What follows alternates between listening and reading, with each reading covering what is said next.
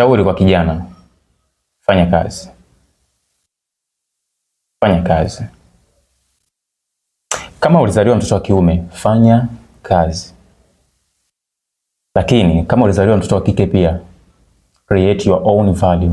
Tengeneza thamani. Thamani ipo wapi?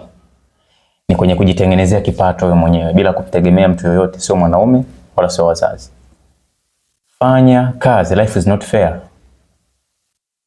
Kwenye hii dunia kumejawa na watu wa binafsi sana.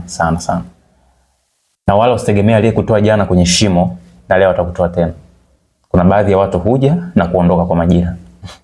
Kwa hiyo jifunze kujitegemea, jifunze kutafuta fursa.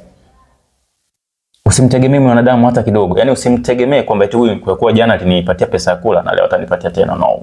Siku hazifanani. Wewe mwanamke, wewe ni mwanaume. Jifunze kujitegemea.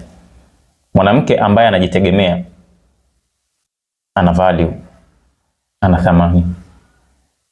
Na mwanaume ambaye hana uwezo wa kupambana mwenyewe, yalla, fanya kazi.